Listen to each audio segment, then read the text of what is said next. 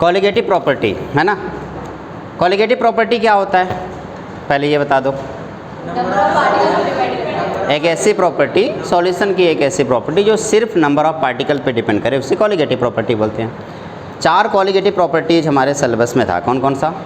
Relative lowering in vapour pressure, elevation in boiling point, diffusion in freezing point and osmotic pressure. ये चारों colligative properties हमें discuss करनी थी, जिसमें से एक कॉलिगेटिव प्रॉपर्टी हम लोगों ने ऑलरेडी डिस्कस कर लिया है। कौन सा? Relative lowering in vapour pressure. आइए इसको एक बार वापस से रिवाइज कर लेते हैं। Relative lowering in vapour pressure में हम लोगों ने देखा कि अगर मैंने non volatile solid particle solution के अंदर इंटर कराया तो उसकी वजह से वेपर प्रेशर कुछ डिक्रीज कर गया था। जितना अमाउंट में वेपर प्रेशर डिक्रीज किया था उसे डेल्टा पी से रिप्रेजेंट किया था, और डेल्टा पी था लोअरिंग इन वेपर प्रेशर, यही था ना। अब इस लोअरिंग इन वेपर प्रेशर को अगर इनिशियल पॉइंट यानी कि पी नॉट से रिलेट कर देते थे तो बन जाता था relative lowering in vapour pressure. अब इस relative lowering in vapour pressure यानी कि delta P A divided by P A not की जो वैल्यू होती थी वो मोल फ्रैक्शन ऑफ सॉल्यूट के इक्वल आती थी। मोल फ्रैक्शन ऑफ सॉल्यूट यानी कि एक्स बी, यही ना। अच्छा, जब एक्स बी की वैल्यू कैलकुलेट करते थे तो हमें मिलता था number of moles of B divided by total number of moles. मैंने आपको बताया था डाइल्यूट सॉल्यूशन के केस में number of moles of solute हम number of moles of solvent के कंपेयर में नेगलेक्ट कर देते हैं। तो एक्स बी की जो वैल्यू बन के आती है वो होती है number of moles of solid divided by number of moles of solvent.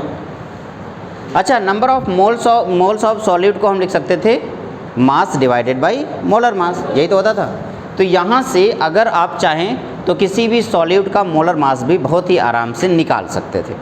फिर इस पर हम लोगों ने एक क्वेश्चन किया था, यही था ना।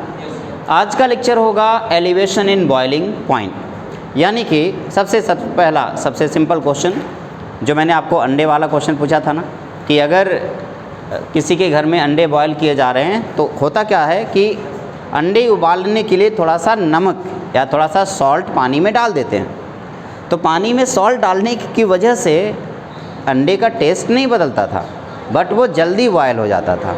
जल्दी बॉयल होने के पीछे रीज़न ये था कि बॉइलिंग पॉइंट इंक्रीज हुआ है। एलिवेशन इन बॉइलिंग पॉइंट यानी बॉइलिंग पॉइंट का इंक्रीमेंट हुआ है। पहले कोई लिक्विड 100 डिग्री प्योर लिक्विड यानी कि pure solvent that means water की बात अगर हम करें तो वाटर प्योर फॉर्म में कितने डिग्री सेल्सियस पे बॉयल होता है? अप्रॉक्सीमेटली 100 डिग्री सेल्सियस पे बॉयल होता है, ठीक है ना। गुड। अगर मैं आपसे ये कहता कि थोड़ा सा मैंने सॉल्यूट डाल दिया, सॉल्ट डाल दिया, जिसकी वजह से बॉइलिंग पॉइंट थोड़ा सा बढ़ गया, तो मान लो कि 5 डिग्री बॉइलिंग पॉइंट बढ़ गया, तो अभी वो कितने पे बॉयल होगा? 105 पे। तो एक वाटर 100 डिग्री सेल्सियस पे बॉयल हो रहा है, एक 105 पे बॉयल हो रहा है। कोई भी लिक्विड अपने बॉइलिंग पॉइंट से ज़्यादा टेम्परेचर पे नहीं जा सकता या फ्रीजिंग पॉइंट से कम टेम्परेचर नहीं एक्वायर कर सकता। तो इसका मतलब ये हुआ कि 2 लिक्विड है, एक 105 तक जा रहा है और एक 100 तक जा रहा है। तो क्या लगता है किस में अंडे जल्दी उबलेंगे? 105 वाले में या 100 वाले में? 105 में। ऑब्वियसली जितना ज़्यादा गर्म होगा पानी उतनी जल्दी अंडे उबल जाएंगे। तो 105 वाला ज़्यादा गर्म है तो उसमें अंडे जल्दी उबल जाएंगे। तो एलिवेशन इन बॉइलिंग पॉइंट, ये सब किस वजह से हो रहा है? बॉइलिंग पॉइंट के एलिवेशन की वजह से। सिंपल सा क्वेश्चन है, pure distilled water and salt water दोनों में से किसका बॉइलिंग पॉइंट ज़्यादा होगा? सॉल्ट वाटर का बॉइलिंग पॉइंट ज़्यादा होगा। क्यों? क्योंकि इसमें नॉन वोलेटाइल सॉल्यूट होने की वजह से वेपर प्रेशर डिक्रीज कर रहा है, that's why boiling point increase कर रहा है। कितना इंक्रीज करता है और कैसे इंक्रीज करता है इस बारे में डिस्कशन करने वाले हैं। हेडिंग डालिए elevation in boiling point.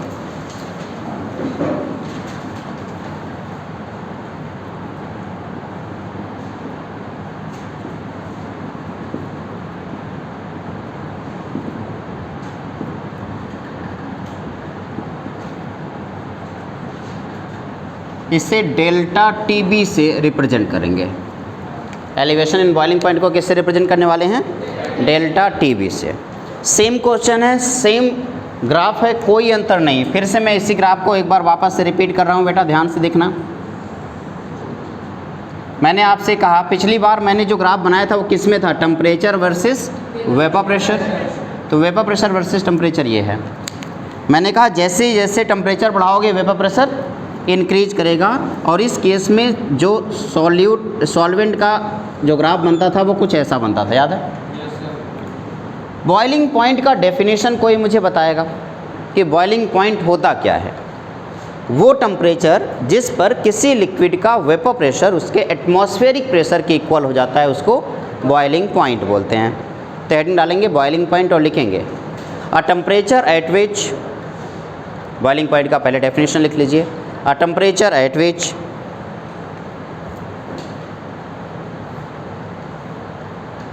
The vapour pressure of liquid, the vapor pressure of liquid will equal to the atmospheric pressure. The vapor pressure of liquid will equal to atmospheric pressure, या bracket में आप लिख सकते हैं external pressure. External pressure की value अगर vapour pressure, या फिर आप कह सकते हैं स्टार्टिंग में क्या होता है, वेपर बढ़ता जाता है, वेपर बढ़ता जाता है, उसका प्रेशर बढ़ता जाता है, वेपर प्रेशर बढ़ते बढ़ते बढ़ते बढ़ते एक्सटर्नल प्रेशर की इक्वल हो जाए। मैंने आपको जो ग्राफ बनाया था उसमें लिखवाया था ना 760 mmHg। मैंने बोला था जब वेपर प्रेशर बढ़ते बढ़ते बढ़ते बढ़ते पिछली क्लास में जब वेपर प्रेशर बढ़ते बढ़ते बढ़ते 760 mm तक पहुँच जाता है उस टेम्परेचर पर लिक्विड बॉयल करने लगता है। उससे ज़्यादा टेम्परेचर राइज नहीं किया जा सकता है किसी भी लिक्विड का। तो बॉइलिंग पॉइंट वो टेम्परेचर है जिस पर किसी भी लिक्विड का वेपर प्रेशर एटमॉस्फेरिक प्रेशर के इक्वल हो जाए, ठीक है, एक्सटर्नल प्रेशर के इक्वल हो जाए। अब इस बेसिस पे अगर मैं आपसे क्वेश्चन पूछूं, मान लीजिए कहीं एटमॉस्फेरिक प्रेशर बहुत ज़्यादा है तो वहाँ पे लिक्विड का बॉइलिंग पॉइंट ज़्यादा होगा या कम? ज़्यादा होगा। और कहीं पे एटमॉस्फेरिक प्रेशर बहुत कम है तो वहाँ पे बॉइलिंग पॉइंट कम होगा। क्लियर है ना? जैसे पहाड़ों पे चले जाओ, हाई एल्टीट्यूड पे, जितना ज़्यादा हाई एल्टीट्यूड पे जाओगे प्रेशर कम होता जाएगा। प्रेशर कम होने की वजह से boiling point of liquid decrease कर जाएगा। जैसे जैसे लो एल्टीट्यूड यानी कि नीचे चलते जाओ आप देखेंगे प्रेशर बढ़ता चला जाएगा। प्रेशर के बढ़ने की वजह से बॉइलिंग पॉइंट बढ़ता चला जाएगा। ठीक है ना? अब एक बेसिक सा सवाल, मान लो दो लोग हैं, एक लोग दिल्ली में खाना पका रहे हैं, एक उत्तराखंड में पहाड़ों के ऊपर, दोनों लोग खाना पका रहे हैं। क्या लगता है, सेम दाल है, दोनों पकाने की कोशिश कर रहे हैं सेम टाइम में, तो क्या लगता है जल्दी किस में पकेगा? दिल्ली वाला या फिर वो पहाड़ों वाला? पहाड़ों वाला जल्दी पकेगा, ये कहना चाह रहे हो? या दिल्ली वाला? दिल्ली वाला। उत्तराखंड वाला? आओ चेक करते हैं। उत्तराखंड में वेपर प्रेशर कम है, प्रेशर कम है, क्योंकि हाई एल्टीट्यूड है तो प्रेशर कम होगा। प्रेशर कम होने की वजह से बॉइलिंग पॉइंट कम होगा, यानी कि 100 डिग्री सेल्सियस पे वाटर पहुँच ही नहीं पाएगा, वो 98, 97 तक रहेगा। और दिल्ली में 100 डिग्री सेल्सियस से पहुँच जाएगा। नॉर्मल है ना ये? तो इस हिसाब से अगर देखा जाए, कंपेयर करेंगे तो जिसका टेम्परेचर ज़्यादा होगा वो जल्दी पकेगा। सिंपल सी बात यही है। तो कहाँ जल्दी आराम से खाना पकेगा? दिल्ली में। क्यों? क्योंकि दिल्ली में 100 डिग्री सेल्सियस है, वेपर प्रेशर ज़्यादा है, प्रेशर ज़्यादा होने की वजह से बॉइलिंग पॉइंट ज़्यादा है, बॉइलिंग पॉइंट ज़्यादा होने की वजह से खाना आसानी से पक जाएगा। ठीक है ना? मेरी बात क्लियर हुई? नहीं हुई? जल्दी नहीं पकेगा। अब जल्दी पकने का क्या मतलब? बॉइलिंग पॉइंट कम हो गया ना, तो वो जल्दी बॉयल हो जाएगा। हाँ, लिक्विड जल्दी बॉयल होगा। और अगर नहीं, लिक्विड के बॉयल होने से खाना पकने का कनेक्शन कैसे है? अब इसको ऐसे समझते हैं, चलो अंडे पकाते हैं। अंडे को बॉयल करने के लिए एक टेम्परेचर चाहिए होता है। ठीक है? अब सवाल ये है कि अभी मैंने आपसे क्या बोला कि सॉल्ट क्यों डाला गया था? बेसिकली सॉल्ट इसलिए डाला गया था ताकि बॉइलिंग पॉइंट इंक्रीज करके वो 100 के बजाय 105 पे जाए। तो 105 पे जल्दी पकाना। अच्छा, सिंपल, गर्म पानी में खाना जल्दी पकता है या ठंडे पानी में? जितना ज़्यादा गर्म रहेगा पानी उतना जल्दी खाना जल्दी पकेगा। अब एक 100 डिग्री सेल्सियस पे पानी गर्म है, उस पर पक रहा है, और एक 95 पे है, तो किस पे जल्दी खाना पकेगा? ऑब्वियसली 100 वाला, यानी कि बॉइलिंग पॉइंट ज़्यादा तो खाना आसानी से पक जाएगा। अब मैं आप लोगों को रेसिपी नहीं सिखा रहा हूँ कि कैसे खाना पकाना, बस एक सिंपल सा फैक्ट बता रहा हूँ कि केमिस्ट्री का यूज बहुत सारी जगहों पे किया जाता है, तो खाना पकाने के लिए भी इसका यूज कर सकते हैं। फ्रीजिंग पॉइंट में उसका डेफिनेशन देखेंगे। ठीक है? ओके, तो बॉइलिंग पॉइंट का डेफिनेशन हम लोगों ने लिख लिया। क्या है? एक ऐसा टेम्परेचर जिस पर वेपर प्रेशर एटमॉस्फेरिक प्रेशर के इक्वल हो जाए। चलो आओ इधर देखते हैं। ये वेपर प्रेशर का ग्राफ या प्रेशर का ग्राफ है, ठीक है। ये प्रेशर है और ये क्या है? टेम्परेचर। ये जो प्रेशर है, ये प्रेशर आपका है 1 atm। 1 atm का मतलब एटमॉस्फेरिक प्रेशर। अब ये आपका जो सॉल्यूशन, ये जो ग्राफ है, ये किसका है? प्योर सॉल्वेंट का ग्राफ है। अब अगर मैं सॉल्यूशन का ग्राफ बनाता तो क्या इससे थोड़ा सा नीचे आता है ऐसे कुछ? कल की क्लास में पढ़ा था। तो ये ग्राफ किसका हो गया बेटा? सॉल्यूशन का। तो जैसे आपने सॉल्ट डाला होगा या नॉन वोलेटाइल सॉल्यूट डाला होगा, उसकी वजह से ये थोड़ा सा नीचे की तरफ आया होगा। ये सुनो, ये ग्राफ थोड़ा सा नीचे की तरफ आया होगा कुछ इस तरीके से। हमने कहा ठीक है, मैं मान लेता हूँ। जल्दी से मुझे बताओ, अगर मैं आपसे कहूँ कि ये वाला जो लाइन है, इस लाइन को आगे की तरफ बढ़ाएं तो यहाँ पे ये कट कर रहा है, यानी कि जिस टेम्परेचर पे ये कट कर रहा है वो टेम्परेचर आपका बॉइलिंग पॉइंट है। नॉट इसलिए लिख रहा हूँ क्योंकि किसका बॉइलिंग पॉइंट है? प्योर सॉल्वेंट का बॉइलिंग पॉइंट है, तो इसलिए मैंने इस यहाँ पे क्या लिख दिया? TB0। अगर यही ग्राफ थोड़ा, यही लाइन आगे बढ़ाएं तो इस वाले पॉइंट पे ये कट कर रहा है। इसका सिंपल सा मतलब ये हुआ कि भैया बॉइलिंग पॉइंट जो सॉल्यूशन है, उस सॉल्यूशन का बॉइलिंग पॉइंट थोड़ा सा बढ़ गया। अभी क्या आ गया? TB। पहले वो इस टेम्परेचर पे बॉयल हो जा रहा था, अभी वो किस टेम्परेचर पे बॉयल होगा? इस वाले टेम्परेचर पे बॉयल होगा। अब यहाँ पे दो लाइनें आपको दिख रही हैं, एक तो ये वाली लाइन है और एक ये वाली लाइन है। दो लाइन, दो पॉइंट आपको दिखे। यहाँ से लेके यहाँ तक का ये डेल्टा TB है, यानी कि बॉइलिंग पॉइंट में कितने का चेंज आया। और यहाँ से लेके यहाँ तक ये डेल्टा P है, यानी कि वेपर प्रेशर में कितने का चेंज आया। जितना वेपर प्रेशर में चेंज आएगा, क्या बॉइलिंग पॉइंट में भी चेंज उतना ज़्यादा आएगा। अगर मैं इस लाइन को पूरी तरह से नीचे खींचता रहूँ तो ये पॉइंट नीचे की तरफ आता रहेगा और साथ ही साथ ये दूर जाता रहेगा।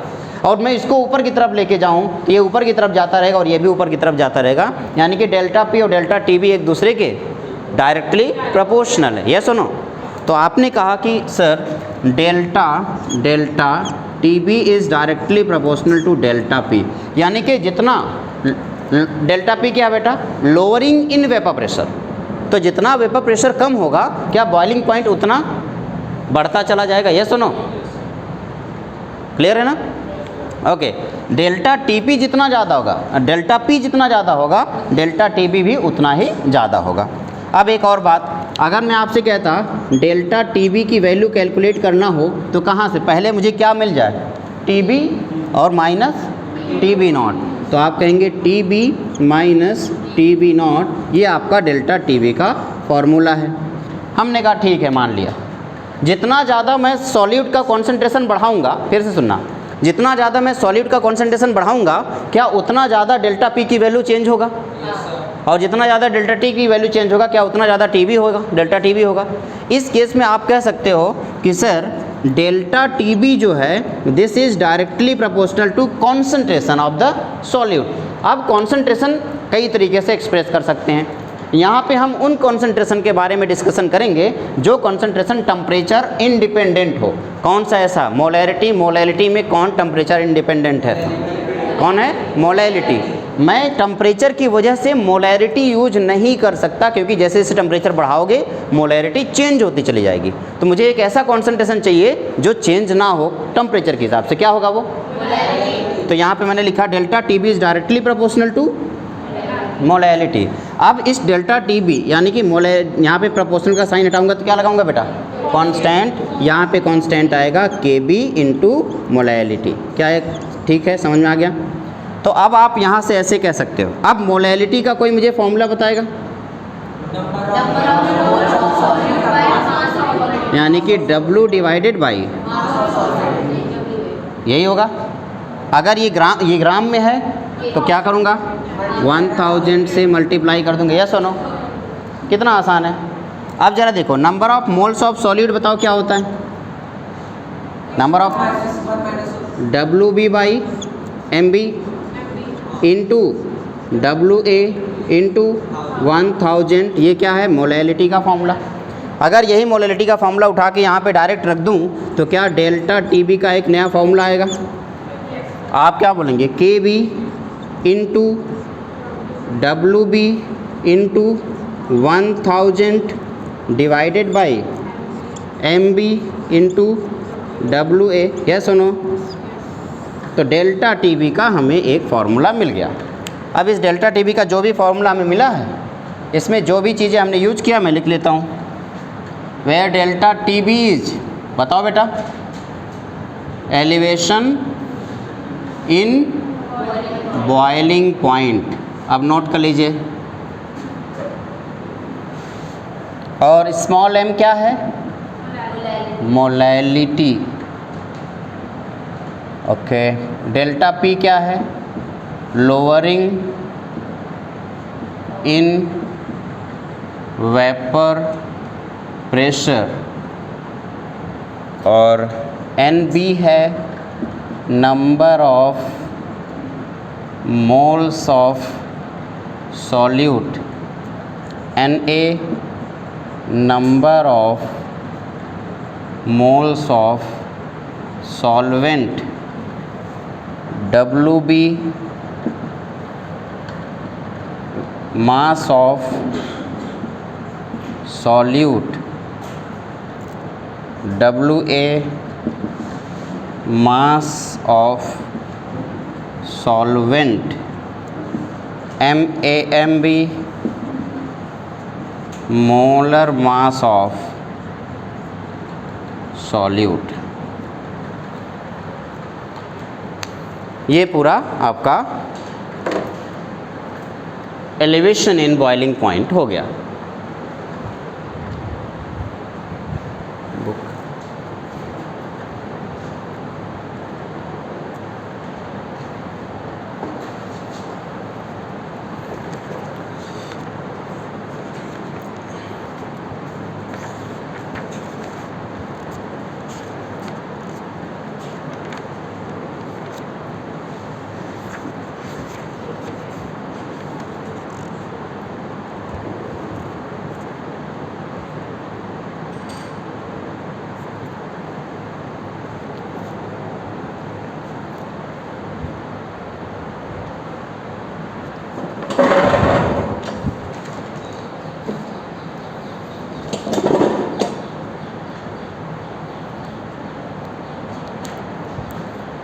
एक चीज़ छूट गया क्या, केबी। केबी है एबुलियोस्कोपिक कांस्टेंट, या इसी को बॉइलिंग पॉइंट एलिवेशन कांस्टेंट बोलते हैं, या मोलर एलिवेशन कांस्टेंट। तो जो आपके बुक में लिखा हो या फिर जो भी आप लिखना चाहें आप लिख सकते हैं। Boiling point, elevation constant, ebullioscopic ये इक्विपमेंट होता है जिससे ये मेजर किया जाता है, इसलिए इसका नाम एबुलियोस्कोपिक कांस्टेंट बोलते हैं।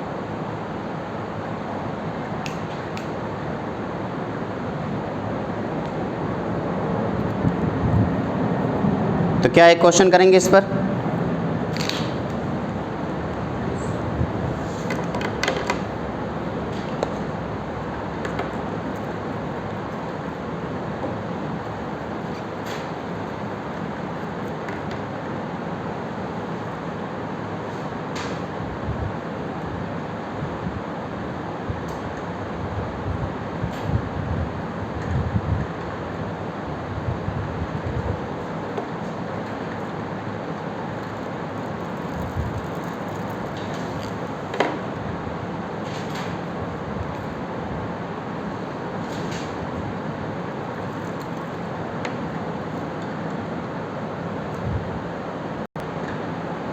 एक क्वेश्चन लिखेंगे।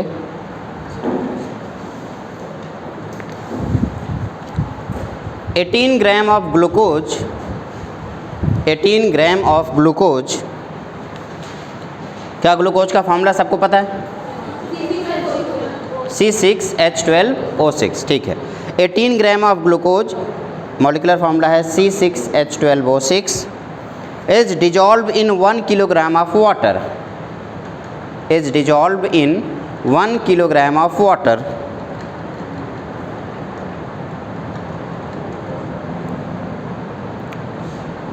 at what temperature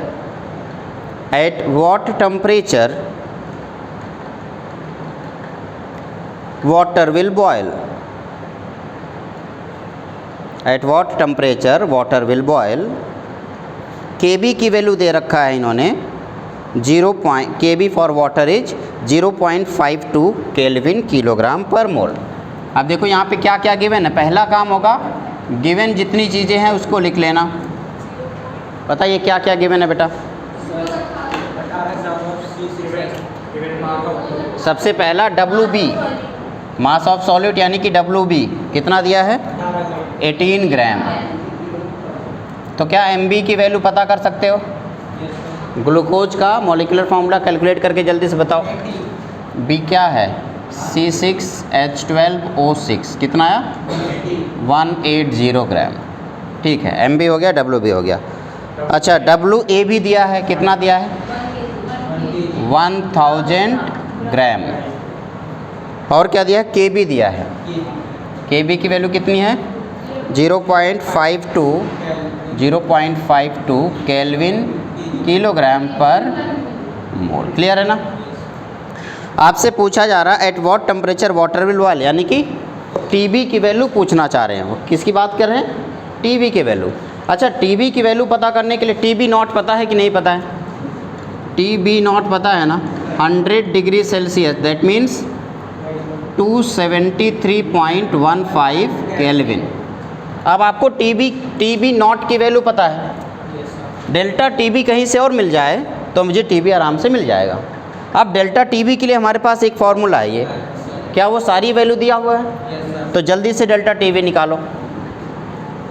delta TB this is equals to KB into WB into 1000 divided by MB into WA।